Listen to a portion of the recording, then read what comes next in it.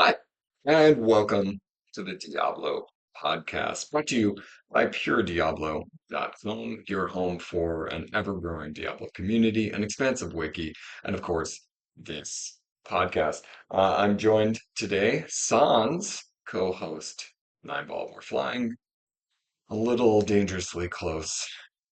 I'm a little alone to the sun here, but it'll be okay. We will make do because I've got some fantastic people joining me.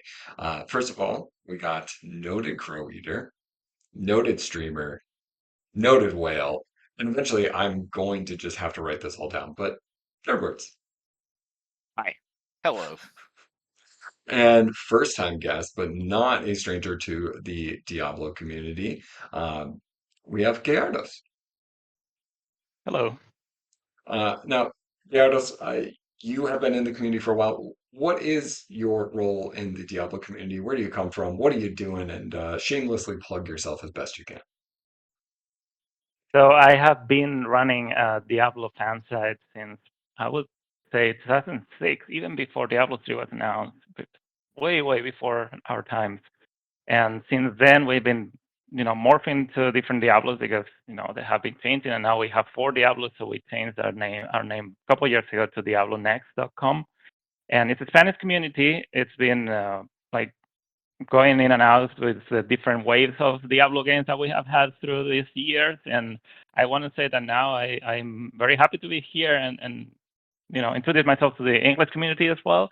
But if anyone is interested in or speaks Spanish and wants to see more about that, the Spanish community, I welcome them to visit DiabloNext.com.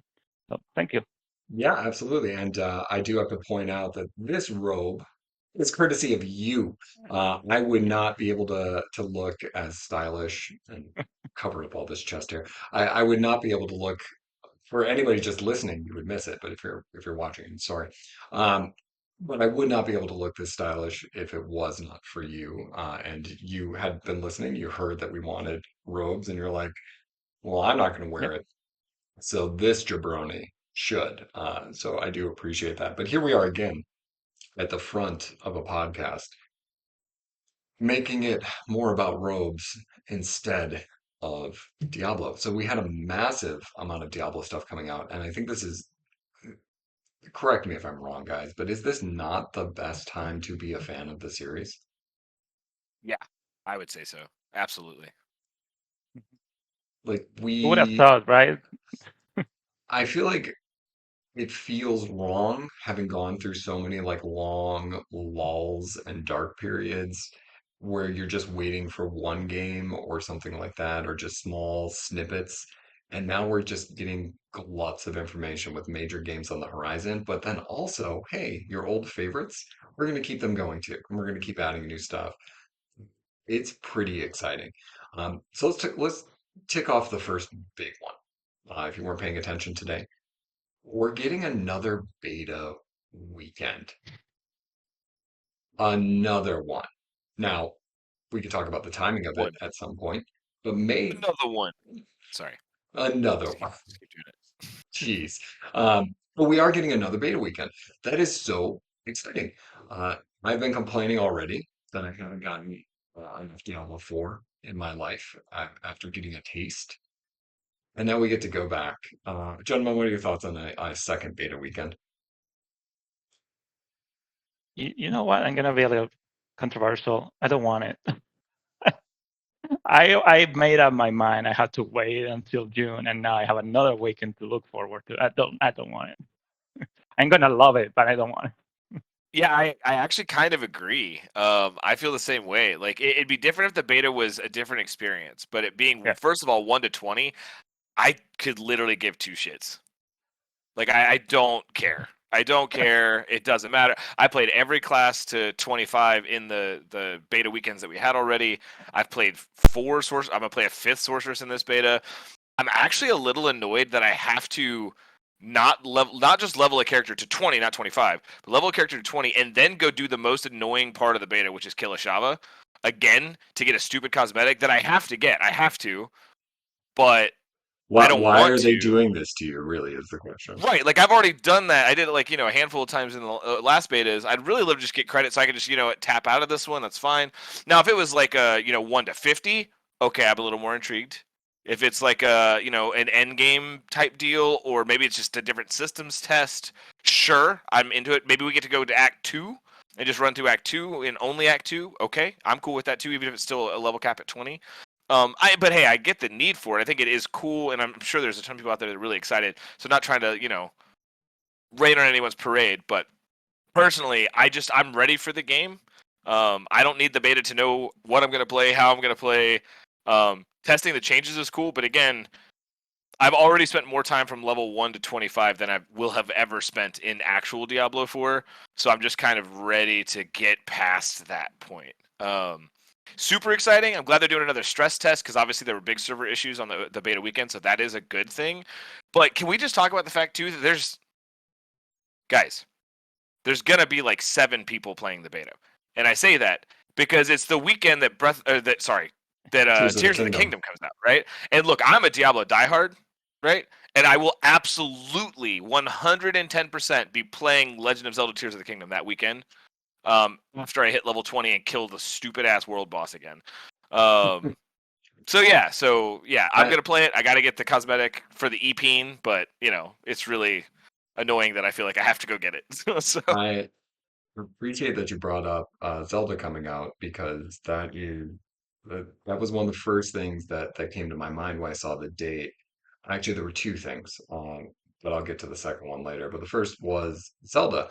My son's yeah, birthday is May 2nd, and he is more excited for 10 days later. Like we're like, what do you want to do for your birthday? He's like, it's fine. I just want it to be the 12th. just want Like, to play Zelda. Yeah, like, just want to play Zelda. Yeah. okay, bud. We can't make that happen. We still should do something. But he is more excited for that, and there have been a lot of people waiting for this, and it's the Diablo community is not a monolith. We don't just play Diablo. Um, it's been hyped, so it could easily detract from it a little bit, but I don't know. Well, and I think that for those that got their fill, you know what? Sign your PC in, jump in, log in, and then just every 20 minutes log out, log back in, right? Just to really push those servers. I think for everyone that hasn't got a chance to play, cool, you can jump in and go 1 to 20 and play a little bit, and that's cool. For those that really love world bosses, cool, you can go do that thing. For everyone else, we will be playing Zelda for sure. Surely they know this, though, right? There's no way that their marketing department was like, we might want to rethink. Nah, whatever, just do it. It's fine, Because the weekend after, there's nothing. There's nothing launching at all. Weekend before, there's nothing at all. Week before that is Star Wars Jedi Survivor, which will be a pretty big one too. But Zelda is like the only, besides Final Fantasy 16, the only like real RPG competition that Diablo has this year. So it is really an interesting decision. Yeah, It's kind of like when Overwatch 1 came out, the weekend they did an open beta the weekend that Battleborn launched, if you remember. Like Battleborn came out and Overwatch was like, let's do a free beta that weekend. And it just completely overshadowed Battleborn and everyone played Overwatch for free instead.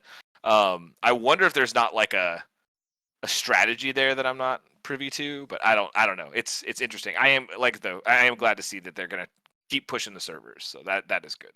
the only thought I had about like that weekend's placement was it is Mother's Day, so like you get the Lilith being the mother, Oh my god, right? I didn't even think about that. Yeah, So you're I right. think that's more of like the marketing angle, like it is Mother's Day, here's Lilith, kind of thing, and that goes back to my second point of why I thought of this date. I've been training for an ultra marathon. It is on the 12th. Mother's Day is on oh no, it is on the 13th. Mother's Day is on the 14th. I've committed my wife to basically just hanging out all day watching me run, which is awful. And then I can't also commit her to spending Mother's Day hanging out watching me play Diablo.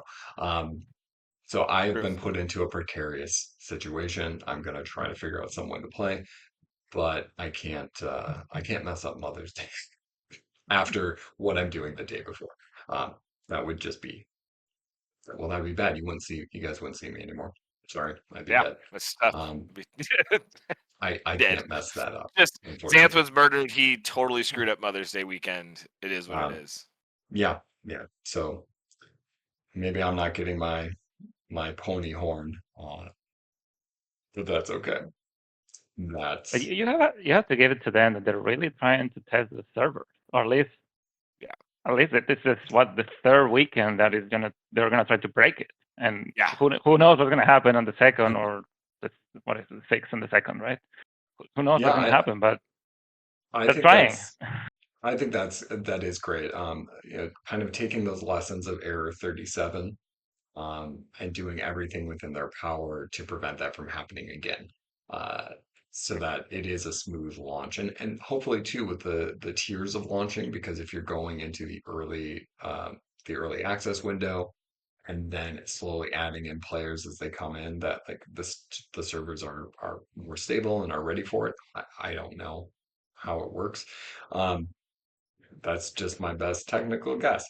So maybe we'll be okay with a combination of three separate beta weekends plus that early access that we're all able to play when the game technically releases on the 6th. But I want them to Well, be working. you definitely can't have the same complaints we had about Diablo 3's beta, right? Like they've definitely done a lot more thorough job testing and making sure that they've learned lessons from past beta mistakes. Well, well, Um, that's the other thing too, is there that's was one other beta, the closed beta, that mhm. tested the end game that we never heard anything about, but we know. Well, I mean, we heard bits and pieces, but um, we know that happened months ago too. So it seems like everything has kind of been tested, as opposed to like your point there about Diablo 3, in which it was the first part of Act 1 for a year.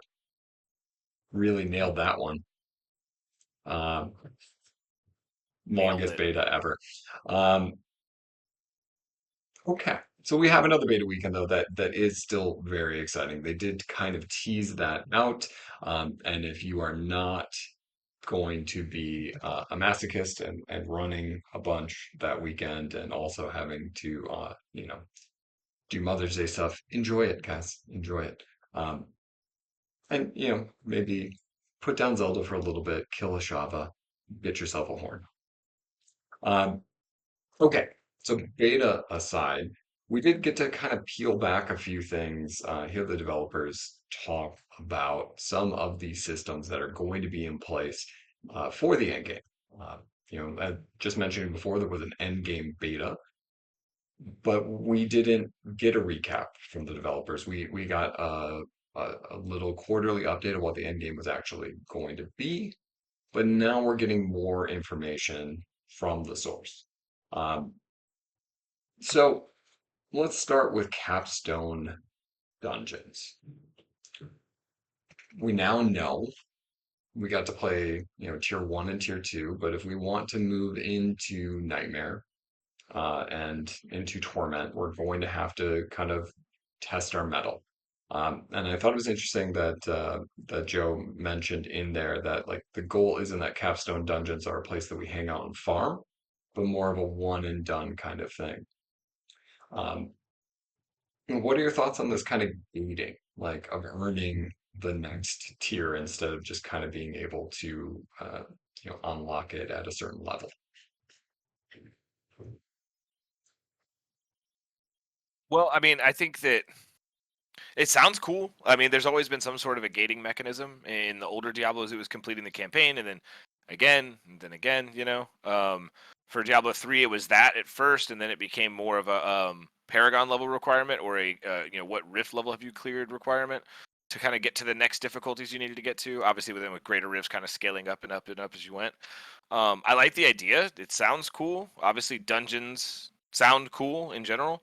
I hope that they're different than the average dungeon. I hope the bosses are different and cooler, and like maybe some lore moments or something. I don't know. They're a pretty cool opportunity to plug some stuff in there. I hope they're challenging. I mean, surely they will be with them being capstone dungeons, but um, yeah. I mean, it's overall it seems like a cool idea. It's really hard to judge without putting my hands on it.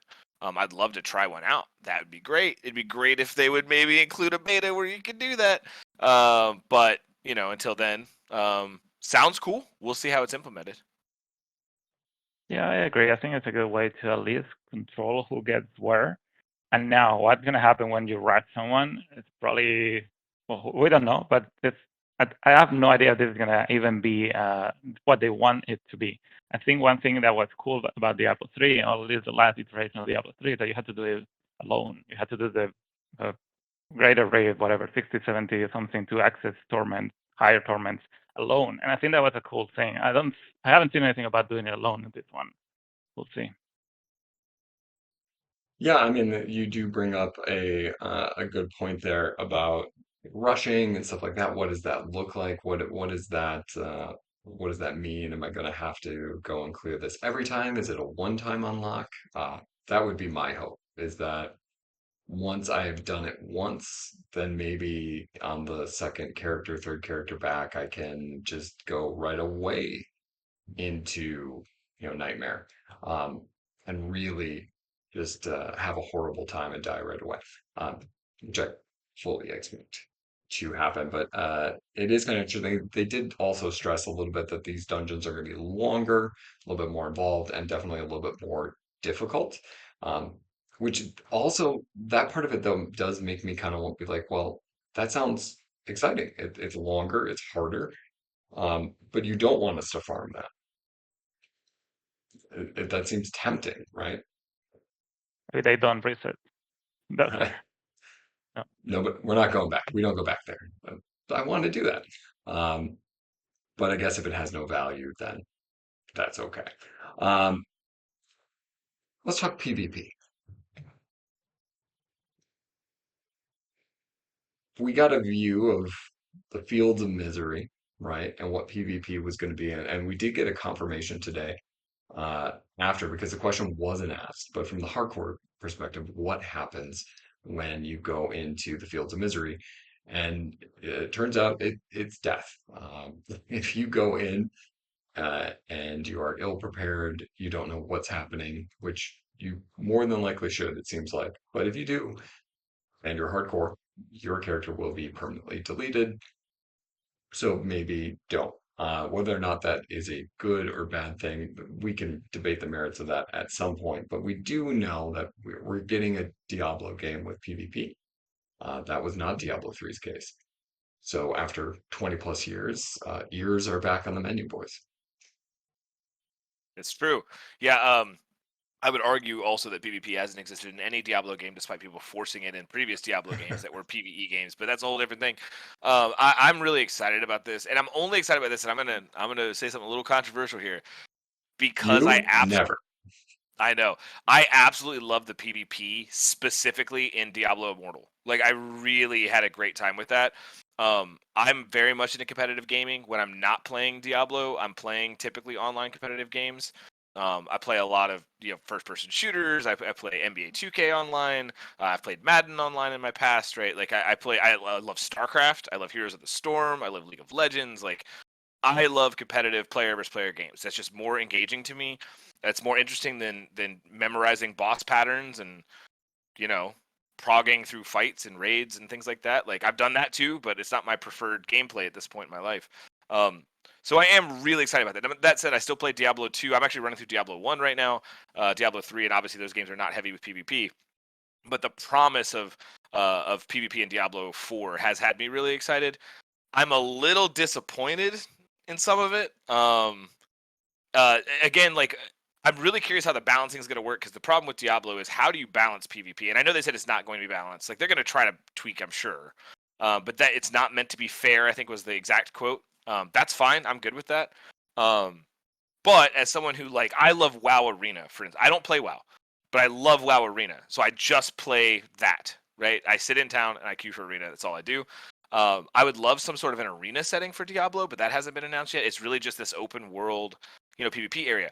I also love the Division and love the Division 2. I love the Dark Zone in those games, and this is a very similar aspect, or similar concept, rather, I should say. But the Cinders, you should lose all of them. Like if that's going to be the currency and you die, don't half-ass it, which they're literally doing. You lose around 50%. You should lose all of them. But give me some real stakes. Let me lose my gear. or any gear. Maybe not gear that's equipped, but gear that's picked up. Right? If I kill a monster in the Helltide, Fields of Misery. Sorry, different end game system because all these naming mechanisms are super obvious. But in the Fields of Misery, you kill a bad guy, he drops a badass legendary. I pick it up, and then I go to extract my cinders or whatever, and I get attacked by another player, and they murk me. I think that maybe not the loot that's equipped, but at least the loot in your inventory that was picked up in the Fields of Misery should drop. I think that would be amazing. And that would also make it more akin to really leaning into the dark zone aspects of Division, which I thought was a really cool aspect of that game. Now I know that's probably super controversial too. Most people are probably like, nope, don't want that at all. If you can opt out, you don't have to go play in that area. That's fine. But I want PvP to feel not more meaningful than the standard game and the mechanics and things in the game. But if I want to sit around like I do in WoW and just get to max level, and then PvP. I want a meaningful means of progression through that system if possible. And that is a lot to ask for a Diablo game because that has not ever been the case. But that is my dream. That's how I feel about it. And I was a little bummed to find out that at 50%, you only lose 50% of it and you don't lose your items. It's man, I feel like there should be more risk reward. And by the way, the whole hardcore thing, if you're going to play hardcore and you're going to go PvP, you should die. That's how that should work. So hopefully hardcore people agree with that. I'm sure they do, right? There's no way there's hardcore people out there going, no, I should be able to live through that, right? I don't know. I would be curious to see what the Fields of Misery look like on hardcore. How many people are actually delving into them? I intend to stay away for a bit. I'm not rushing out to the Fields of Misery right away. I believe the cinders are for Helltide. That's what I understood from the. See, I'm mixing up the damn currencies already. The other one is shards. Shards, that's right. Okay. Hatred I'm mixing up the currencies.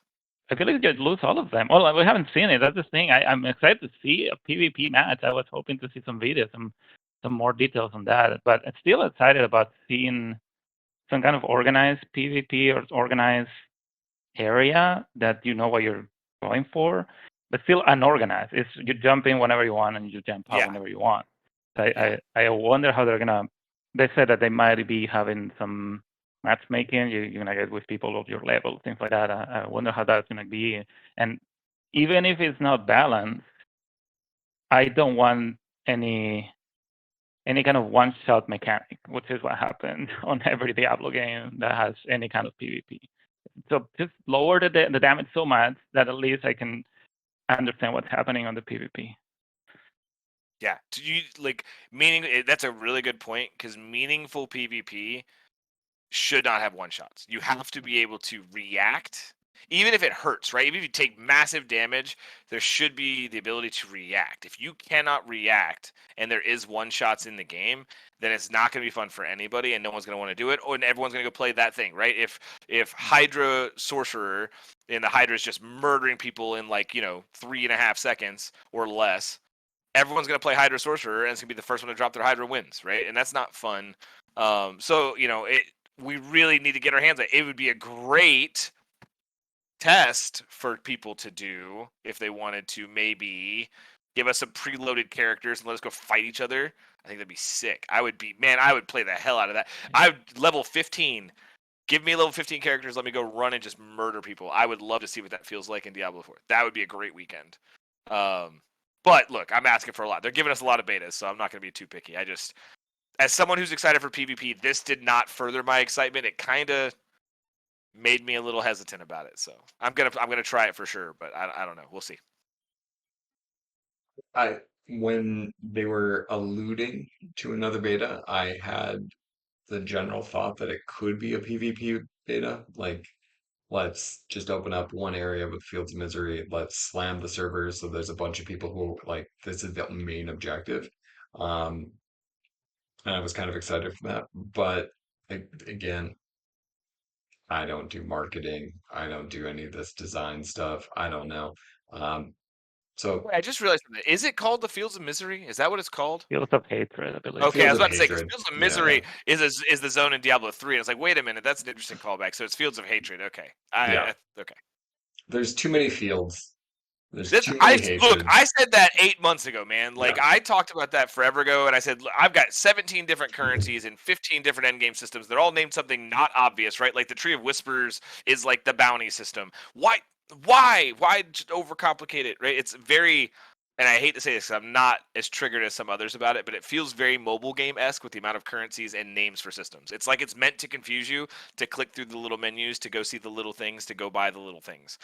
Except for it's not doesn't have the pay to win elements, right? So That's I don't know. It's so confusing. It probably won't be a month into the game, but it's really damn confusing right now. So right. There is a lot to kind of take in. Obviously, the more we get to play, these are all new systems that we haven't touched, but the more we get to play, the more familiar with those names that we will be. But I'm sure Rush will go in. He can edit that out. Right, Rush, you can make it sound good and smart. Right. yeah, super smart. I'll just assume that that happened. Um, I probably didn't. It's okay. It's okay. Um, but going back to the concept of losing something permanent or losing something a little bit more tangible, I did like the Diablo 2 death system where you had to go back and get your corpse. Had that little element in there. Uh, or from the hardcore aspect, if I can really die in PvP, give somebody the option to loot my corpse. Yeah. Even Well, I even mean, if have they're you not friendly, but if they kill me, they can take my stuff. have either of you ever played Division before? Mm-mm. Okay, so it's very much a shooter, akin to like a Destiny, right? It's more like third person over the shoulder, kind of cover based. But it is an RPG. You kill bad guys, they drop loot. That loot upgrades their sets and stuff like that give you different builds you play. I mean, it is very much like they always said that Destiny was Diablo with guns. Division was absolutely Diablo with guns. It was really really cool. I really enjoyed the first one because the way the Dark Zone worked was it was a zone you had to specifically go into. Everyone in that zone. It's a free for all, right? You could be in a party with someone else and you were in a group and that's fine, right? I think it was parties or groups up to 4. But like if you saw another player, you could work with them or you could just shoot them and murder them. And any loot that you looted inside of that dark zone, it was a specific area on the map, and again you had to like load in and load out of it, so you knew you were going in. Any loot you found, you could not take out with you. It was contaminated. If you walked out, it would get destroyed. So you couldn't just leave the zone. You had to go to a specific area, fire a flare, and wait for a helicopter to land, where you then extract that loot. And then when you went back to when you left the zone, you go back to your base, you'd have a bunch of loot in your base, right? But the trick was when you fire that flare, everyone in the zone becomes aware that you're doing it. So the really exhilarating part of it was I just found all this badass loot. Oh my god, my best in slot weapon just dropped. This is awesome. Now I've got to go extract it. Hey, can I get a couple buddies to come and join me real quick so you can help me defend this? And so you would just pop the flare, and sometimes you would just get through it, super late at night, no one's on. Okay, cool, I did it really easy. Sometimes you had, 4 or 5 different teams of 4 people, and it was really intense, super fun, and super crazy. I loved the idea of this zone because I thought that's where this was going, and it feels very much not like that at all. It's one of the most exhilarating adrenaline rush like game types I've ever played, and then they completely bunked it in Division 2. It was terrible in Division 2 because they put multiple dark zones and they made only half of the loot extractable, so you could go into the dark zone, kill a bunch of stuff, and just walk out with loot, which defeated the entire purpose of the zone. So like if the Diablo team could just look into it, man. Maybe they have already. I'm sure they have. But it's a fantastic system. If there's a way to implement it in that direction in Diablo, I think it would be really cool and a really different take for a Diablo game and really any sort of fantasy RPG. It's really a different idea, and I thought that's where we were going. So little disappointed. But there is room for iteration, right? Absolutely. And I look, the game's not even out yet. They're gonna continue to iterate later. They're gonna do seasons. They might do a season where there's something like that in it, So there's a lot of room for it. Man, that would be a dream come true for me. I'd be so excited about that. well, if any Diablo developers are listening, and maybe they are, I know, then you can steal his idea, which is also a different game's idea. But Yeah, yeah. It's you, not. I did not invent it. I just loved playing it. So but you suggested it, so you get some credit, maybe. Um, Yeah, I am jazzed that PvP will be there. I always feel like PvP is just one of those nice little elements um, as an option, right? I don't intend to do it really at all until I do, right? And that wasn't the case in Diablo 3. Like, when you got to that point, you're like, all right, well, what do I do now? Well, that's it. No, I'm gonna go burn a character or two in PvP. I'm gonna try and build a good PvP character. Um, it's just nice to have that option again. I never did really any of like the twinking or anything like that in Diablo 2 to kind of make a good PvP character. Uh, but I did eventually get to the point where I would do some duels, and I lost 90% of the time. But the few times that I won were pretty exciting. And to Yeah, see an ear in the inventory again after 20 plus years, that's exciting. yeah, agreed. And I it's mainly going to be my ear in people's inventory, but that's okay. That's okay. Maybe they can trade it back to me at some point. Fun anecdote. I've been playing through Diablo 1. It's been a while, and I'm of course playing Sorcerer. Finally found a book of Firewall. Super excited. Dropped my Firewall on some badasses. Forgot that your Firewall hurts you too. Walked right through it. Killed myself. Dropped my own ear. So in my character has his own ear right now in a game that you can't really play on BattleNet. I don't think anymore. So yeah, I thought that was interesting. But yeah, no, the ears coming back is cool. I'm excited about that for sure. Yeah, absolutely. So PvP aside, we got a kind of a little bit more of a view of other PvE content, right? So now I'm feverishly looking so I can get it right. The Fields of Misery, right? Am I on Nope. that right? Fields of Nope. Hatred. Fields of Fields of Hatred is the Hatred. PvP. God Yeah. damn it. Um, Terrible. Terrible. yeah, I've been playing too much Diablo 2 as of late. Um, so Fields of Hatred, which are basically terror zones, right? No. No, no, no. Hang on. See, now you're confused. Fields of Hatred are the PvP zones. Oh, Fields of Hatred are PvP. Helltide is Helltide the is terror yeah. zones. God damn it. Yes. I would equate Uh, them more to if you played World of Warcraft, like the Legion invasions, okay. the Primalist invasions right now in WoW. But Terror Zones are another way to look at it too. I know that does the difficulty scale up? I mean, well, I guess the whole game scales anyway. Yeah, So so everything's scaling towards you, but it seems like sure. this is a bigger deal. More monsters, more things to kill, different objectives therein. Um, like a place to just kind of like, oh, there's a Helltide opening. I'm gonna go there so I can just wail on things left and right, collect some stuff, turn it in, and get new gear. Like more, it seems like more targeted farming in some ways. Like I'm not having good luck here, but maybe this Helltide's going to lead to some success in finding my ideal chest plate or my ideal helmet or my ideal weapon, right? Um, which I'm all for. It's always kind of nice when something's happening in the world, like even now playing like D2R, when there's a terror zone that pops in an area that I really like. It's exciting. Like, hey, I was gonna go there probably anyway, but now it's actually more worthwhile. It's more exciting, and like that was one of my favorite additions to Diablo 2 at the moment. Yeah, love Terror Zones. They're great.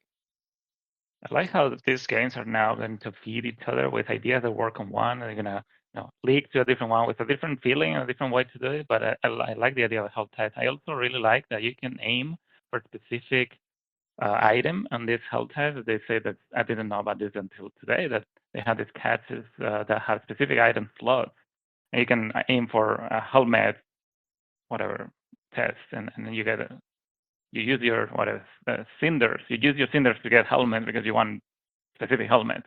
I like that aimed loot. Yeah, I mean, especially when we know trading is very limited. If there is a better way to target farm certain gear, Yeah. I'm all for it. In an ideal world, I still prefer more open trading, but if I have a method to get the gear that I want, then I'm all for that. I can't really complain in that regard, but I bet Curious. Nerdbirds can. Hey, I'm not trying to be a Nancy here. I'm sorry, but no, I think it really depends, right? Like, it sounds cool. It sounds awesome, right? It sounds again like anyone that played like World of Warcraft during Legion invasions were really cool. They were a great way to level alts, but they were also just a really like impactful. You went in the zone, it was filled with demons and stuff. You murdered all the demons. It was cool. My only like my I think that it sounds cool, right? But based on what we saw, like yeah, you're right, right? The chests in the zone have a certain requirement to open, and then they have specific loot, right? But you can't choose that, right? So like let's say for instance you go into a zone, how many of those chests are boots? So if you're farming boots, there might be one or two, there might be five or six, I don't know. But once those are exhausted, and if you don't need other gear, then you wouldn't want to stay in. I guess my thought process behind it is that this is Diablo. People are going to go for the most effective and efficient farming method. If this is it, then this is all anyone's going to do. They're just going to jump zone to zone as it jumps, right? That's what they're going to do. Otherwise, they're going to completely ignore it. And I hope that I'm wrong there, because I mean, Diablo 4 is shaping it to be a very different Diablo game than Diablo 3, Diablo 2, and Diablo 1. Like it's looking very different. It's very MMO. So we'll see. But I mean, from playing the beta again, just 1 to 25. I had already disregarded half the game and was just running the same dungeons. And mind you, I know they fixed that already, right? But I was just running the same dungeons because it was just faster. I get at 25 mad fast just by running the same dungeon and resetting it and running it again and then resetting it. So we'll see how it plays out, right? Because I know the amount of loot I was getting in there. I didn't have to like beat my head against the wall with a bunch of really tough enemies. I wasn't having to compete with other players picking up any things or opening chests. I don't know how that affects your gameplay. Like if someone else opens the chest, does that open it for you so you can't? Or vice versa, if you've got a party of people and someone in your party opens it, how does that affect you? I'm really curious how that all plays into it. Uh, Overall, it sounds cool. But again, it's one of those things where seeing it, watching videos on it is one thing. Getting our hands on it and playing it will be a totally different thing altogether. So I'd love to try it out, which we're a little over a month away from getting there at this point. So Yeah, chomping at the bit, man. I know. I Gayardos, you brought up the kind of feeder system with Diablo of like, using different games as a testing ground. Kind of moves into our next little bit, which is the Nightmare Sigils. So we're now, and we'll maybe Glyphs and others, which we'll get into when we talk about Paragon and our end game leveling system. Uh, but we got a peek of what is, if Helltide is our terror zones, then what's the equatable for a Nightmare Sigil? Diablo Immortal, the rifts. That's it. These were Mythic the Plus keys for WoW. Yeah. Um, well, we will have the capability to go in, augment dungeons that we've already played through in the regular campaign, and make them harder, more rewarding, and attuned to different world tiers. Um, which also to me is much akin to Path of Exile, right? Doing different maps of different tile Yeah. sets across the game that you've already played. Um, I am a big fan of this. This is something I kind of wanted in Diablo after playing it in Path of Exile, to not have to continuously run the same zone like in Diablo 2, right? Just I'm going to keep loading into um, Lower Kurest and open up some chests and come back and rinse and repeat or whatever it might be. Having a little bit more challenge, having to rush an objective. I'm all for it. I would love to see how difficult these really are by comparison. And then there were some criticism about dungeons, and we'll get to that in terms of how they fixed it. But do dungeons become just a little too repetitive, that it's not different enough with each one? Like with if we look at Path of Exile as an example, every there are some repetitive maps, but they all kind of have their same flavor. And we only have the beta to kind of go off of, but some of the dungeons were kind of samey. Would that be the case with Sigils? Now, I bet your words have some thoughts on this. I mean, I do. I don't. I have big thoughts on this. I absolutely hate this system. I hate it. I think it's terrible. I think it's absolutely awful. I think it's shoehorned in from 10, 15 different other games. I think that it's going to be stale fast. What happens when you're fully geared and all of your sigil or all of your what is it, the glyphs? When all of your glyphs are level 15 or whatever the top level is, do you then just run nightmare sigils for the sake of running them, or are you done with that mechanic now? Like, what I want to know is if that's the end game, what's the end game? Because that's not the end game, right? That's how you level your glyphs. When your glyphs are leveled and you're fully geared, what do I do? Right? Do I just run more nightmare sigils? Does that mean I'm going to be running the same dungeons? And look, every dungeon in Diablo is repetitive in every Diablo game. Repetition is fine. I prefer objective-based games, and I want to know what like the reason I enjoy PvP, right? Again, in World of Warcraft back in the day, you did PvE to get badass loot, to then I would go to PvP and murder people with said badass loot. There are several games where it kind of works differently, right? Now you can just in WoW you can just be like literally just level through PvP if you want to, and just do that the whole time. That's fine. But for me, like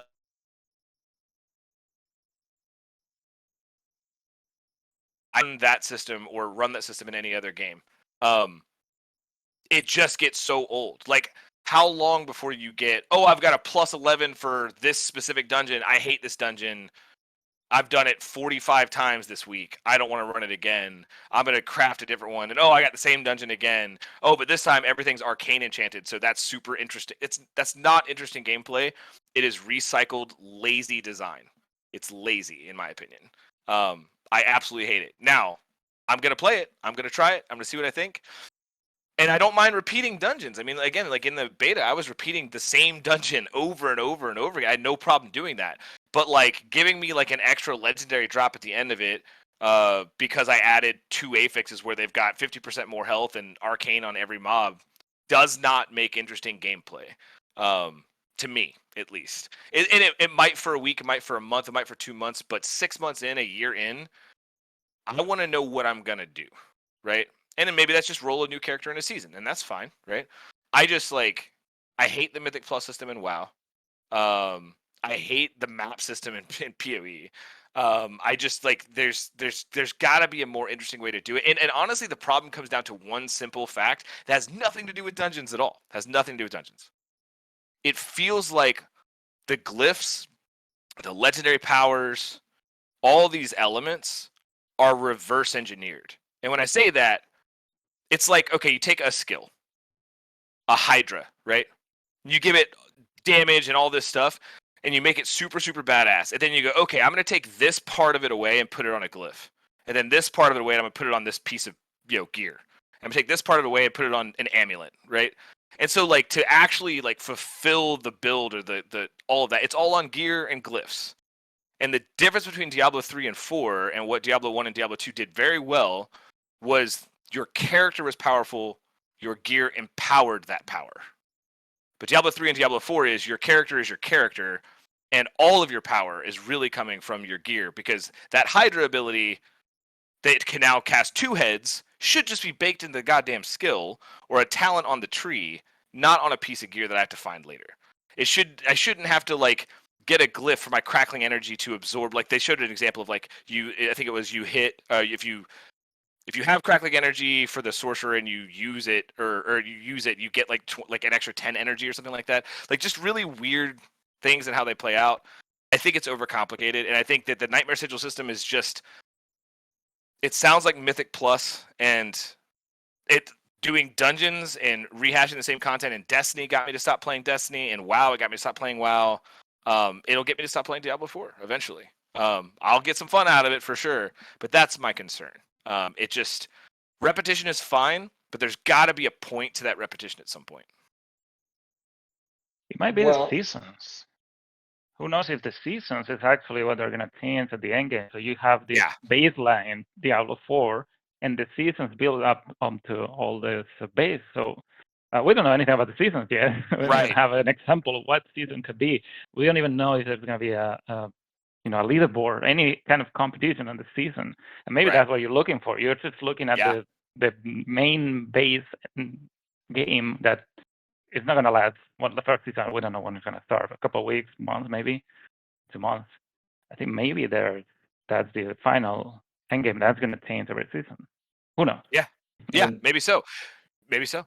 I think that I think that this is somewhere between Mythic Plus and Greater Rifts. Now, I like the Greater Rift system. I don't like the Infinite Paragon. I think that's what was broken with Diablo 3 was the Infinite Paragon made that a really tough grind and tough clawback for people that wanted to play but couldn't dedicate their entire lives to playing the game. So this is somewhere in between those two systems. But again, I just like as someone who has played World of Warcraft for a long time, I swear to fucking God, if I get a Mythic Plus key for Halls of Infusion, I'm just not playing that week. I'm just done until the next week rolls over and I can get something else. Like, I just don't. It's so annoying. I just hope it's better than that. Repetition's fine. I want to have a good chase, and my only ask, because they did one of the big things they said is that as you go up in the world tier and also in Nightmare Sigils, that there's gonna be like things that are added to make it more challenging and more difficult. Maybe some density, maybe different kinds of mobs, whatever. I'm begging you, Blizzard. I'm begging. Please do not give me an unblockable fear. I swear to God, if my character runs in the opposite direction of a mob because of fucking fear, I'm gonna cry about it, which probably means nothing to you, but I'm gonna be very sad. It's already in the game, but at least I can dodge it. It's on the pentagram, like the pentagram affix, right? At least I could dodge it there. I still think it's stupid, but at least it's there. But in Diablo 3, like fear, like mobs that had that, they just hit you with an arrow and your character just runs in the opposite direction for no reason. Like stunning, I'm fine with. Frozen, I'm fine with. CC in general, I get it. It happens. Be better. Don't get hit by stuff. Fear sucks and is a WoW mechanic that doesn't belong in Diablo. And I'm still on that hill and have been on that hill since 2012 when Diablo 3 launched. Ew. Noted fear hater. I hate Good fear words. so much. Yeah. It wouldn't be a podcast if you didn't bring that up, and it's still going to be there. But man, you're advocating as best you can. I'm Um, trying. you brought up glyphs, so we Yeah. were given a peek on these Paragon boards, um, and I think Riker alluded it to that each board was more of an aspect of the class fantasy than um, this kind of build shaping thing. And I think that was a term that kind of threw me. I was very intrigued when it came to Paragon boards as being more open. Um, and maybe that's me being naive. Uh, and that's okay. But it does seem that like the initial Paragon boards that we are seeing are going to be more closed and adhering to what we can already expect. Like we're not going to be able to necessarily think completely outside the box with our characters in this initial offering. Um, that doesn't mean that it can't happen. And I think like that's the biggest part of any critique that we can provide towards the game at the moment is this is the base model. Look at Diablo 3 right now, compare it to where it was in 2012. Um, they are two very completely different games. In fact, when we were talking to Jay Wilson last week, like he was even kind of noting that like the game he made and the game he's playing are very different. And I would Right. expect that to be the case with Diablo 4. And I think Diablo 4 is putting itself in a great place. It's going to have a lot of great systems. That being said, I think it is kind of important to point out where, like, hey, this isn't as open as what I was kind of expecting. Like it seems like Told you. I told you. I Well, you don't don't want to need go get like 16 more dexterity and then plus 8% damage to elites? That's not super exciting to you? Damn, that's crazy. yeah. I I don't want to agree with you. So I need to phrase this in a way that doesn't seem like I am. That's the goal here, That's fair. nerds. I don't need to do that. Like don't want to bring up your ego. Um, But it does seem like the boards in the initial offering are going to kind of stick to, like in the case of Druid, right? There's going to be ones for shape shifting, and Raker alluded to having like a permanent werewolf, and the board was aligned to casting storm spells and stuff like that. So it's just kind of playing into the different subsections of what we've already seen of these characters, which is fine, right? It's going to make that character fulfill that. But what I would love to be able to see is those boards become more diverse and have more strange interactions that we can do. Because right now we're kind of dependent on that legendary one that's going to be found in that board in tandem with whatever glyphs that we're kind of socketing in. You mentioned before about the glyph system, what happens when you get to 15. I would be curious how long that actually takes. And if that's not a very, very long grind, if you were talking about like what is the end game, maybe it is trying to get it all the way to the end. And that's like part of the grind, which I would agree with you on that one. In other words, like yet again, here I am. That if the grind is to just get to the end of the glyph, then that would be kind of disappointing. Right. But who knows? And it ultimately, I will say, just kind of like you did, I'm still going to play the crap out of it Right.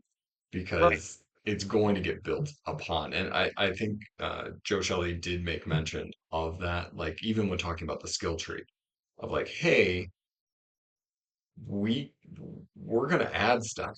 We're going to add skills to the tree. We're gonna, be able to add in new Paragon boards and like build off of this. And I imagine right now a lot of development has been just get the game ready.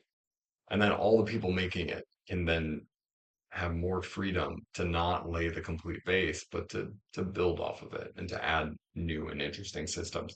Um, so I do think Diablo 4 is in a great state, but I would love to see more diverse Paragon boards. I would love to see more options to make these characters become more unique, right? Because I think that was part of the promise of a Paragon board is that your druid, your rogue, your sorcerer, by the choices you make on that Paragon board is different than the one that's next to you because you have specialized in some way with all these points that you have.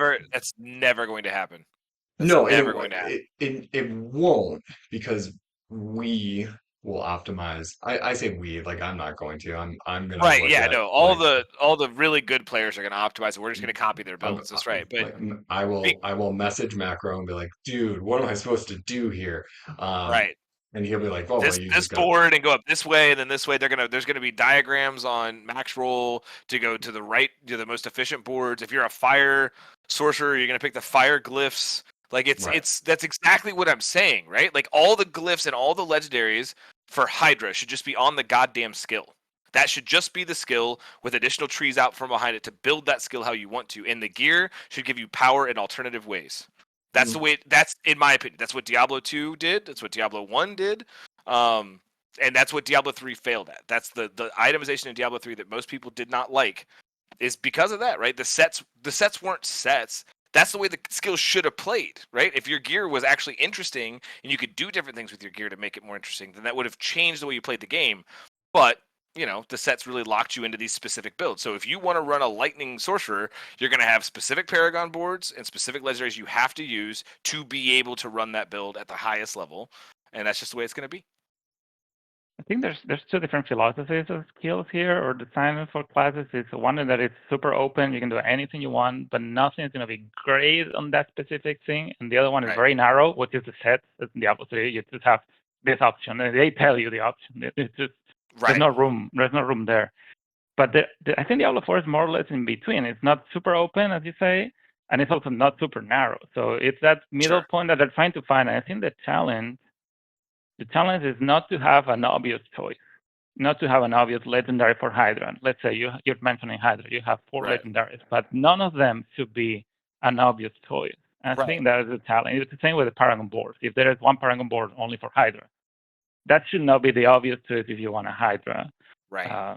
sorcerer.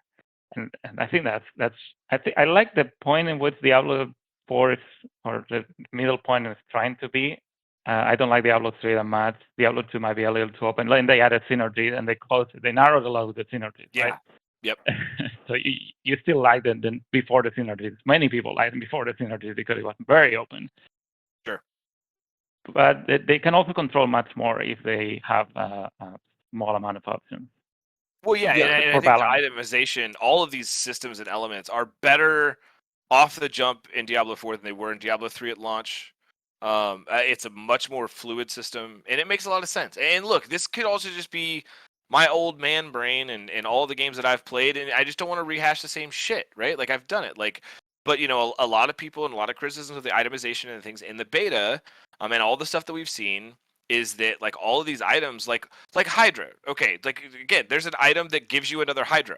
Why the fuck do I need an item for that? Why can't I just cast 2 Hydras, right? Like, why can't I just spec into that? Why do I got to go find that legendary for? And then when I find that legendary, well, I can never replace that legendary unless I find the exact same one, because I'm literally going to cut my damage in half, right? That's 100% increased damage. 2 Hydras is better than 1 no matter what you do. So there's no situation where I'm not going to want to do that, right? Unless there's something that gives, if you're just running 1 Hydra, you get a 100% damage increase.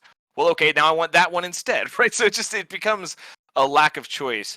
And the fact that Paragon is finite, which is a great thing. It should be finite. I do not want unlimited Paragon. But because the Paragon is finite, you're going to have 250 or whatever it is points total.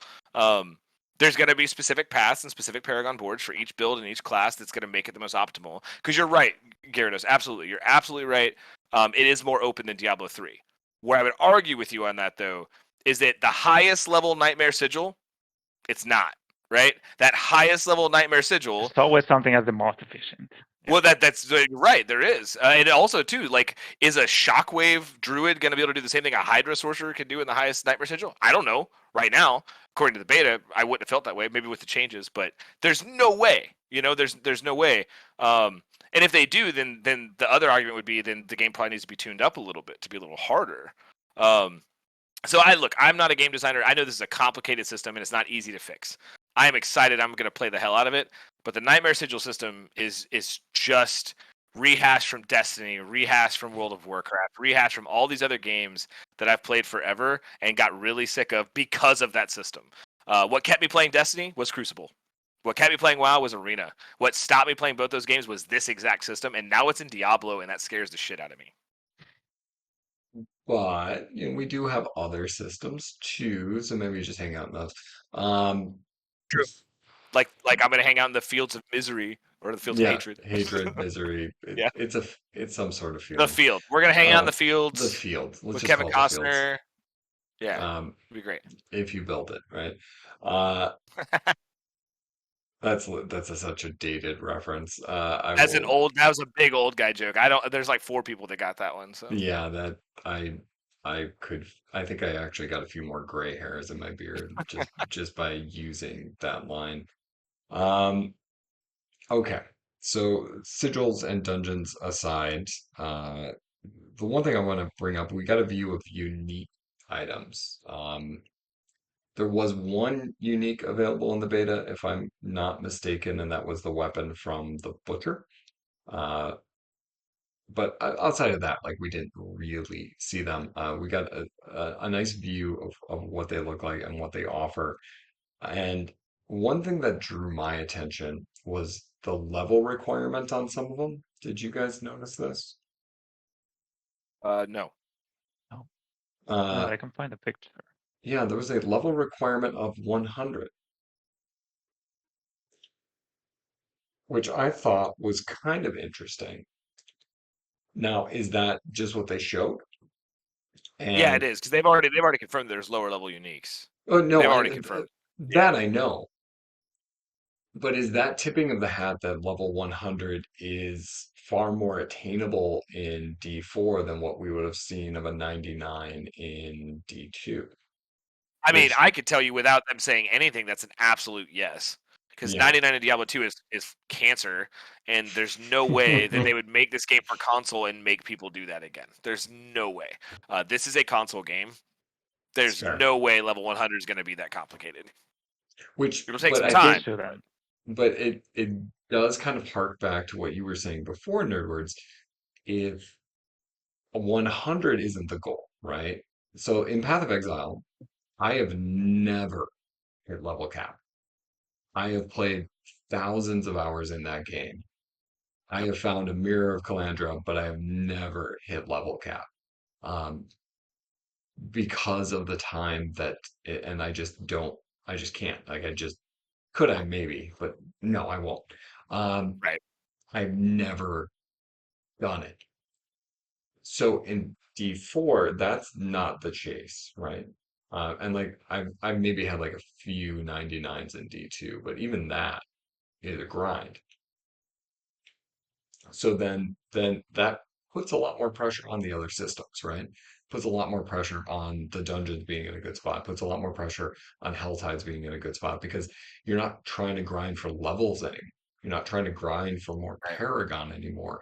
You're not trying to, get to that next little point to sock it in and suddenly your build's Well, like in a good spot. bef- before you continue, not to cut you off, level 50 is the max level. Yeah. 50 is the max level. So all the other levels you get just give you Paragon points. So it Hmm. really determines on how much you really need that next glyph. If you have your 2 lightning glyphs for your lightning build and the other glyphs are fire and ice, then you don't give a shit about hitting level 100, Right. right? Because it's not going to increase your power unless you just again really want 2 int or 2 strength or 2 dex or whatever the regular nodes are. So I that's the biggest thing for me is that with it being capped at 50 and then all Paragon after, Paragon kind of becomes optional to a certain point. Now, mind you, obviously optimizing and making your character as strong as possible, obviously you go for it, but I'm really curious how it's going to play out. I don't know. It's scary. They said the uniques are going to be just a handful per season, right? And if you just get a handful every 3 months, that is your final hunt for the specific unique that's going to make your build much better. I Yeah. don't know how hard it's going to be. We don't Right. know, but that might be, or that's 2 uniques per season that you need to get for your build. Yeah. Is that a good Yeah. end game? Yeah. I don't. Right. Yeah, it's hard to say, right? It's hard to say. I think the if we go back to like other systems in ARPGs that are, kind of yeah, I know you don't care for it in words, but like working, but like Path of Exile, you have your grind to 100, you have your mapping system, and then on top of the maps, you have bigger end game bosses that take some grinding to get, in the case of like if we're looking at Nightmare Sigils, you have to get a special key to go and unlock. They have complex mechanics. They do offer rewarding loot. We haven't heard anything like that. I mean, we have the capstone dungeons. Yeah. Uh, it feels like that's a piece that's kind of missing here with Diablo 4 of like, okay, you run the sigils to get more powerful because you know what? Behind these doors, we have, let's say it is, let's go to the prime evils. Like, you want to fight Diablo, you're not ready. You need to be able to have powered your character up to handle all of this and then, go back and get the right key from grinding a little bit. Or you want to fight Baal, Mephisto, Duriel, whomever it may be. Um, that feels like the piece. Like that feels like that thing that's missing of like, I want to be able to kill Diablo because he's got that Harlequin crest that I really want. That'll make my character even better so I can farm him and get even more gear. Um, but I'm not ready yet. That's the piece to me that really stands out as just kind of being missing. And maybe they're holding it, or maybe it's not implemented yet, or maybe that's a season, maybe that's something that gets integrated down the line. Uh, but to kind of go back and piggyback on what you were bringing up before, Nerds, that to me feels like the part of the grind that's just missing, especially if 100 is as attainable as what they're showing. They're like, hey, we have all this gear and it requires level 100, which means you will get to 100. Um, then we need just that little bit more that I want to throw my level 100 character at it. Sure. And Yeah, those I are my mean, thoughts. yeah, But no, I agree. they said the titles can bring the dungeons up to 150. So Mm, okay. Well, we'll see on that. Also, Yeah. I will state from the hardcore perspective, in looking at these dungeons and stuff like that, I'm not going to make it for very long. There's going to be a lot of rerolling. Um, and that is exciting. I feel like playing hardcore does extend the longevity of a game. like I don't quit in frustration, but like I just always have an objective down the road because it takes me so much longer to get to because I die so many times along the way. As we're talking about iteration, we did get this came out last week, but they brought it up in the talk today too about things they learned from the beta, what they changed, and how they changed it. Um, my first question is, do you think it was just the beta that they were able to do this quick turnaround, or is this possible this was feedback they got in that closed beta as well? I don't want to get too tinfoil hat or like conspiracy theory here, but I believe there's no way they went into the beta not knowing these things sucked. There's no way, right? There's no way they went into the beta going, no, these dungeons are great. They're amazing. They're absolutely amazing, right? I believe that, I personally believe, and this isn't a shot at Blizzard at all, because I get it. I think it's a good idea. But I personally believe that like a lot of those changes were already in place, and this was a previous build is what we played in the open beta. And so they could come out and go, hey, here's the big win, guys. You did it. You told us all the feedback we knew, and we went and fixed it right away. It felt like super knee jerky for a level 1 to 25 beta, right? That we got to play for 2 weekends. I mean, they made class balancing changes. There's no way they made those class balancing changes on the 1 to 25 experience during beta weekend.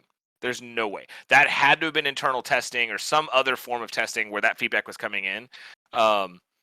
It was good. It needed to happen. It looks like they took that feedback directly. It looks like that, but I almost feel like that's an intentional look, right? Like that creates good PR and a good rapport with the community, which is needed. So it's smart.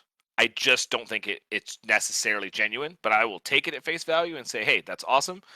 Some of the changes are really cool. The font sucks less ass. That's great. Very true. But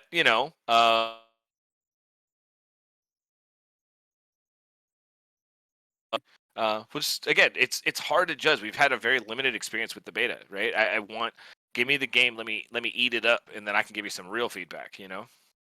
Also, you have to consider that the kind of players from the 2 beta weekends in, when was it, March, I think, February.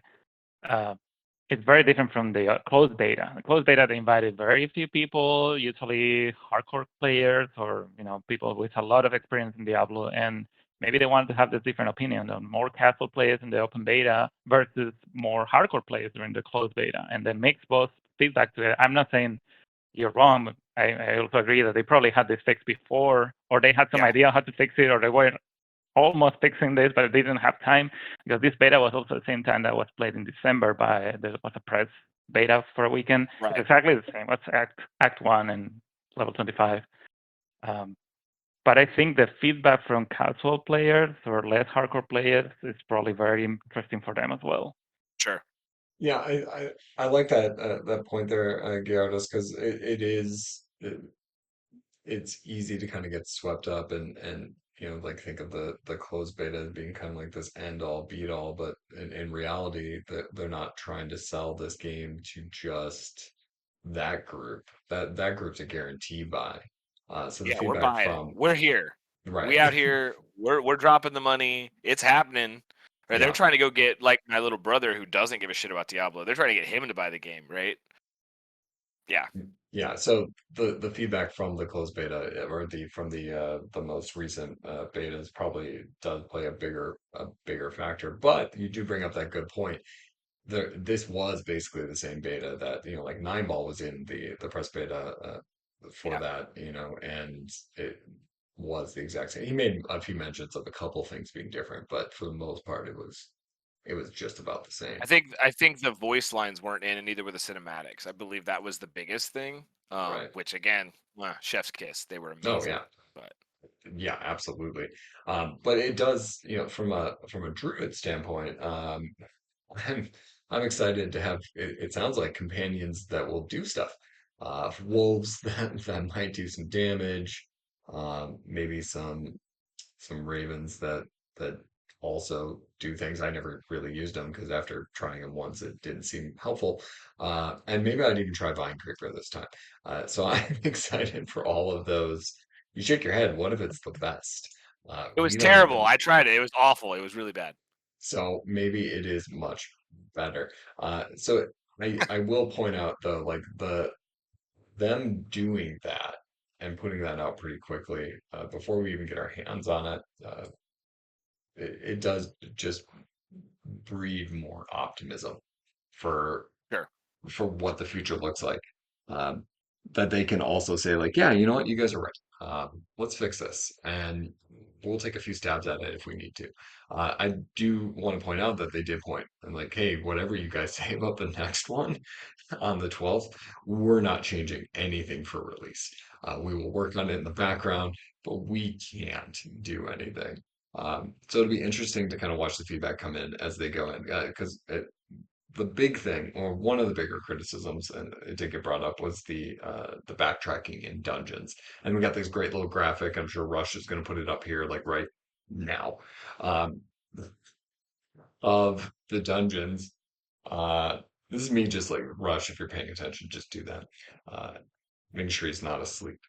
Uh, So we got the graphics of the dungeons and the I loved the way they drew the sad faces uh on having to backtrack all the time. Like this is a spot that makes me sad. And this spot makes me sad.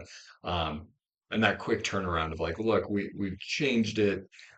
You're going to be moving in a much more of a circle. You're not going to be running back and forth. Um and then we're going to make some of those annoying objectives more palatable.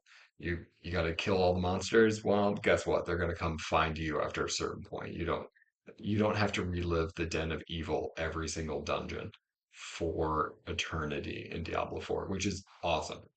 Because as somebody who's played the Den of Evil far too many times, it's always the one Sucks. random fallen hidden in a One in the corner. corner. Yeah, being a bastard. Yep, you're absolutely right. And I've shared before, like I'll play while I run. So like I'm at a distance, I'm running, and I'm looking at the treadmill. It's like, where is this guy? This is gonna take me 10 more minutes now because I'm gonna move past him because I'm not paying as good of attention as I need to. So if I don't have to do that in Diablo 4, that's a total win for me. So the way I understood this is that the objectives are going to appear dynamically whatever you choose to go. Is that how it is? Or they just making the hallways very small so you don't even have a choice? So do you... That I Well, I don't mean, know.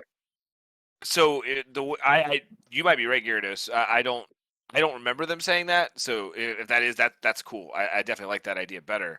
But it looks like it's just more linear now, and more circular, which is fine. I don't think that's a problem. But yeah, if it's dynamic and it does that, that would be cooler. I would appreciate that more. That's a pretty big design change, though, wouldn't it be? I mean, that'd be a pretty massive design change if they did that, or unless it was already again loaded, ready to go. If that's the case, this patch was absolutely ready before this. There's no way they did that in the last 2 weeks. Um, so in tandem with that, uh, this I think had to make you happy, Nerdwords. We found out about the altars of Lilith in terms of whether or not we're going to need to do them all the time. So it's a one and done, and they persist. How do you feel about that, Nerdwords? Are you good? The exact same way I felt before. You're still not going to do The problem wasn't doing alts. I don't play alts, Xanth. I play the same character in every. I played a rogue for almost 20 years in WoW. it. Yeah. Same character every new expansion. I play one character. I very rarely play alts. I wasn't worried about doing it on my alts. I don't want to do it at all. I don't want to be this massive badass character with all these badass glyphs going to find this little stupid fucking thing in the top of a zone somewhere that's hidden to give me +3 willpower. I don't give a shit. Let me play the game. That's just not my form of. Again, I didn't find the Makoko seeds in Lost Ark because I didn't give a shit. I don't care about finding rare mobs and little chests in World of Warcraft. I don't give a shit. I have a very specific thing I want to do, and that's not something that was in Diablo before. And again, Alcor can fuck himself. I'm not going to talk to Alcor either. I don't care about 20 hit points. I will move on. I'll be just fine. I run I Energy Shield. It's fine. I did the Alcor quest yesterday while running, He's a and rude asshole. I I I I got the potion, and the entire time I was thinking, you know what? I'm doing this strictly out of spite for Nerdbirds. Yeah, I'm you are. turning this It's fine. in just And look, and because I know you hate it. I do want to say I know that I'm unreasonable. Like I completely understand that. Like I don't think that I'm like right on any of these stances. It's just how I genuinely feel. It's just how I feel. Um I will probably like if the first season takes a while to kick in, I will probably spend a day at some point running around the goddamn world clicking the little Lilith statues. But I will have to be incredibly bored of the. If I'm to that point in the first 2 months of the game, we're in a bad spot. If that Personally, makes sense. I also want to point out that if you go on iTunes to listen to the podcast, we do have a clean rating. We are Oh, rated rip! as I should clean. probably Um, not cuss as much as I do then. Sorry about no, that, team. so obviously it has happened, but I feel like your little 3 minute rant right there was just decimating that rating. We are now Probably so. moved to a completely different category. And I want to say we have not strived to be clean by any means. There's no censorship. I don't really care. I spend all day in a classroom not swearing, and I've got two kids at home, and I don't swear there. So I'm just I don't swear that often. Every now and then, but I don't really care. I just think it's funny every time I go on there and I look, I'm like, clean? Nobody's Yeah, listening. totally. Yeah. Uh, No, yeah. Yeah. Again, I'm not trying to be a hater. Look, people are gonna love it. That's fine. You guys do your thing. I just like if I'm playing Diablo, I want to go kill stuff. I want to smash stuff. I want to get loot. I want to use that badass loot to go kill more stuff or other players or for some end goal objective. I don't want to run around the world clicking little statues to get little +2 and 3 stats. I don't think that's interesting or engaging gameplay. I think it is lazy design. Again, these are another lazy design mechanic. It's all just a gate to make you play the game longer for what? To get 2 int, to get 5 decks? Why? Why not just give it to me and spare me the time? That's my thought. Make the game good enough to where I don't have to go do that. I I'm on the opposite side of the spectrum. I like them. Um, I like I like them too. right. Yeah, that's fair. Again, I Yeah, don't. this yeah. It is what it I'm not is. going to change your mind, and that's fine. I think Right. I can respect your opinion, and I get it. From my perspective, I like the thought of going out there. You find the small little altar. It affects you for finding it. You get that small little increase, and then it will persist throughout the seasons, right? So when the Sure. next season starts, I feel like I'm not going to have a major advantage, but I'm going to Now, move in right a there better is my direction. problem, Mr. Yeah. Hardcore. Hmm. That's my problem, right? Yeah. Is that now I have to do it, right? Hmm. Now I have to be equal power with people or to do now I've got to go do that thing. But they don't have to go do PvP. But I gotta click the fucking statues. Sorry. Right? Like I gotta click the stupid statues, right? Like and your hardcore Nerdbirds, you characters can swear. It's fine. that's fair. But your like your hardcore character, you die. Does it Hmm. persist through death? Is it account bound through death too? It's a compound Right. through The death. So most. is it really hardcore at that point, right? Because if you're starting with an Well, extra, I mean, I that's mean, at this point, like when we talk about that, like it is also there have been certain things that have been added to hardcore over the years that do reduce the sting of death. Um, right. like a shared stash, right? Like having that capability is that has taken away from hardcore. You could argue Diablo 3 when they had cheat death passives, that wasn't, really hardcore. I Um, I played hardcore in Diablo 1. I played hardcore in Diablo 2. I love roguelikes. I stopped playing hardcore in Diablo 3 because it didn't matter. That's right. why it's what I'm saying. It's the same thing with Diablo 4. It's building the same way where it feels like hardcore is just for the sake of having it, but it's not actually hardcore because if you start a new character and you still have any amount of power left over from the dead character, that's not hardcore to me. And I can get that. I think if the systems are built in between both softcore and hardcore, you're a fool not to take them, right? Sure. Sure. You still will more than likely have to build a little differently. Yeah. So you can survive. You'll have different focuses, and hopefully that's where that Paragon system comes in. Maybe that's a differentiation with the Paragon boards is some of those nodes are getting chosen for hardcore because but that would have no value in softcore because you're just going to be focusing Paragon is not account bound, right? It is per character. per character. Yes. Okay. That's good. Uh, That's a good yeah. change. So all of that, like so, when you die in hardcore, you're losing your Paragon, you're losing all that gear, um, and all the other stuff that you probably had worked hours to get. You're Sure. starting with a marginal advantage due to the altars and maybe anything you might have in your shared stash, but you're not immediately coming out the gates as fully decked out as what you were before. And it does seem like, if we look at leveling in Diablo 3, um, as far as we can tell right now, there doesn't seem to be a system to quickly rush you back up and bypass all of the hard parts along the way. So, granted, somebody will find it. Somebody will find that system. Some of us have Um, already found some loopholes in that, so there's that. so I Well, recall in Diablo 3 the quest cascading as a way to level up way, way back. Just having people turn in quests and you would get the XP. Um, that was the first rushing, if I recall, for Diablo 3. But I will just say that there's already some sauce that I'm not gonna divulge here. I feel like if they sat through your rant on altars, they deserve a little something. No, they can't have the sauce. It's fine. I'm hoping it get patched, but yeah, we'll talk later.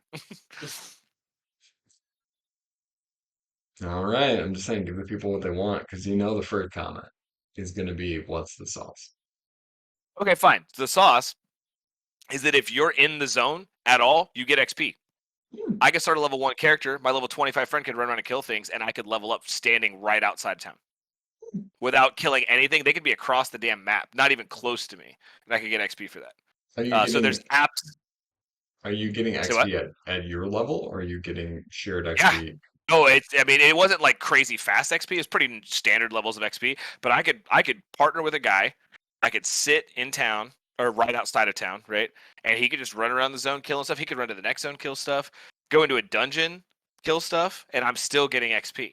Um, I could walk up to a world event as a level 1 and a bunch of level 20, 25 people doing the world event. I could hit nothing at all, and I could get XP for that. There's several ways to level in the game already without really doing anything at all.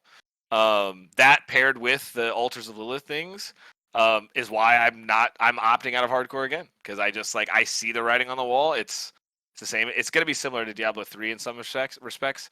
I played the hardcore in Diablo 3 and then I got really bored with it because it just wasn't the same. In Diablo 1, when you die, you're dead. Everything's gone. It's catastrophic. It's awful. And that's not a great gameplay experience for most people, so they just don't play hardcore, and that's fine.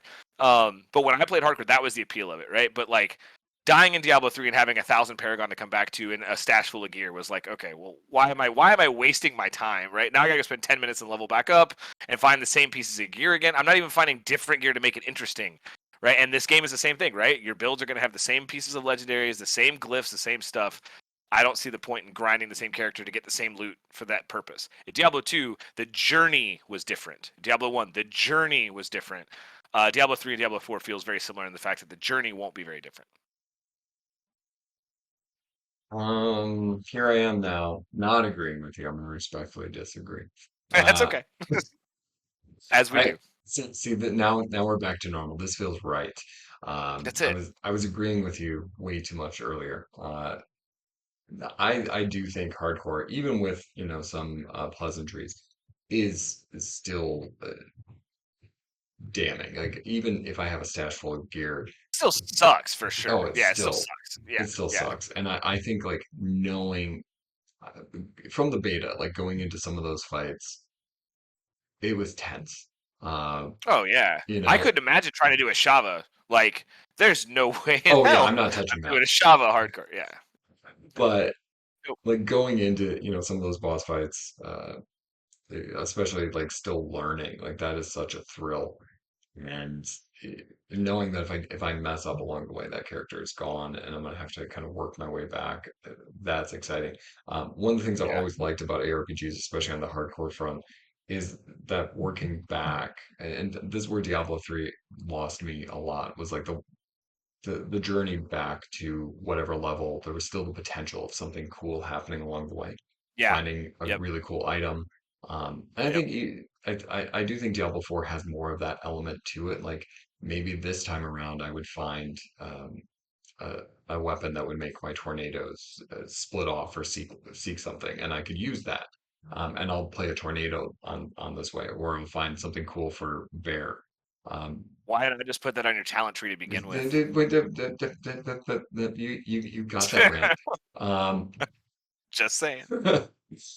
but like that's what I've always liked in Diablo 3. That wasn't a thing because 1 to 70 it didn't matter.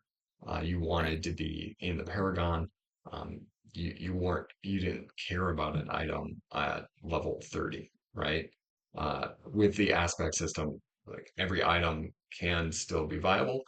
Granted, once we move into the higher tiers, then we're looking for sacreds and ancestrals, and that becomes a different conversation. But those items still have worth along the way, and Sure. that's fun. So that's I think that's why I still play hardcore to this day is for that kind of aspect.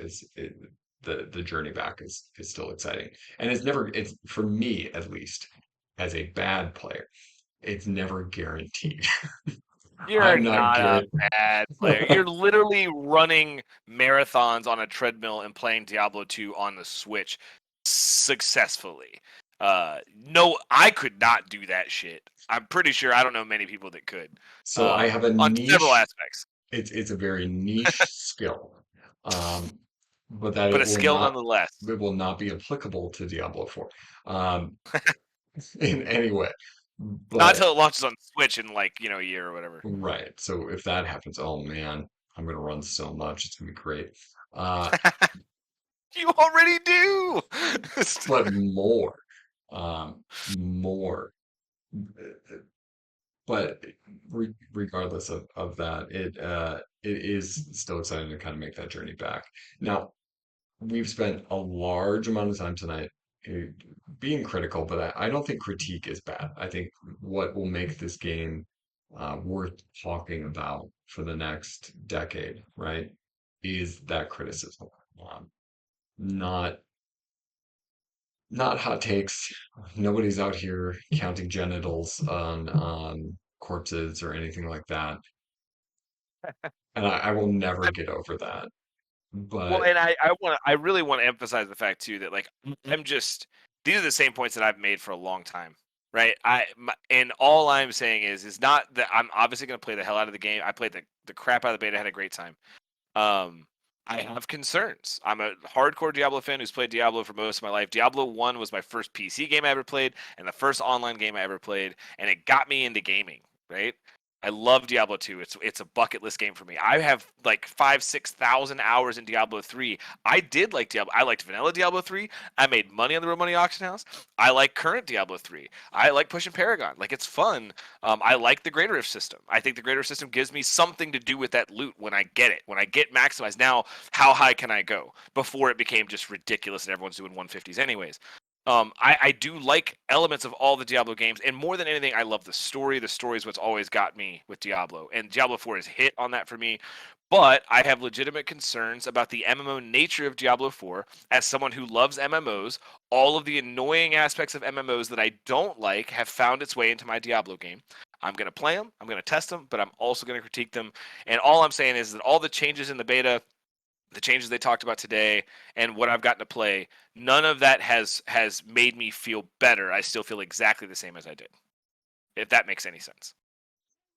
that's fair. Consistency is all I'm looking for here. So Um, no, I think that is fair. But we did bring this up early on, and I think it's a good closing point.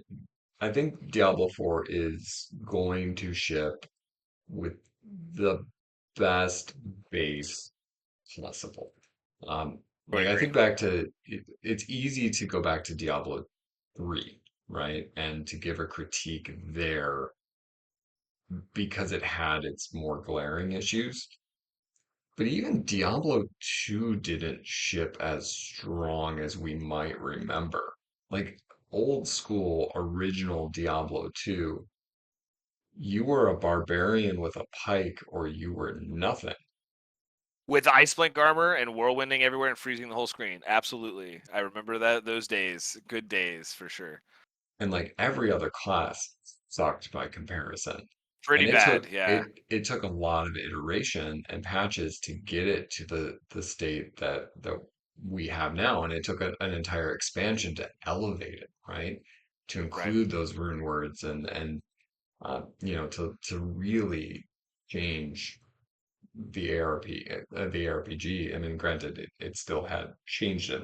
I don't want to downplay it too much, but to get it to the state of nostalgia that we have for it. I think Diablo 4 in its current iteration, with all these systems in place, is setting itself up for the best possible base game that we will have. It will need work, right? That's a guarantee. But if those things are there and they don't have to make them, think of Diablo 3, like we didn't have rifts, we didn't have greater rifts, we didn't have bounties, we didn't have much. And those things all Right. needed development time to make happen and Right. then get out to us while they were also trying to deal with itemization, while they were also trying to deal with all this stuff. Diablo 4 doesn't have that. Like they don't have to make something new. They just need to make what they have work and work well and maybe add some layers on top. And I that makes me feel even more excited because like, hey, if if we're in a good spot and you're just in iteration phase, that's awesome. One thing to Well, consider is that besides Immortal, this is the first Diablo that has been that's been designed from the ground with an end game in mind. Both Diablo 2 and Diablo 3, they didn't really have anything besides the yeah. base game, and didn't even have plans to do anything besides maybe an expansion. Who knows? If it Right. works and if it sells, we'll make an expansion. But they didn't have that uh, technology, if you want, or the baseline that they're going to iterate on and build on. And I think that even if we don't like what it is now, Diablo 4, day one, Diablo 4, it gives us hope that it can be. They're going to have it as a service. They're going to add seasons and systems and features and balance and all that. So that is granted. And I think that's the point. Yeah. Well, and I think they've proven that they're listening to feedback and they're going to iterate. They've already iterated, be it whether it was sitting there already or not. They have made changes, and I think that gives a lot of hope too. Again, I'm gonna play the hell out of the game. I'm gonna play the hell out of the game. I don't want to get feared by mobs, and I don't want to run the same dungeon 400 times in 2 months. That's it. That's it. You're a simple man with simple That's it. requests. Yeah, man. That is it. Um, all right. Well, we've talked a lot, and you've already consumed a bunch of Diablo information already today. Uh, so let's close as we always do with a moo, moo, moo. Moo moo moo. Boo boo. Boo, boo, boo, boo, boo. Moo.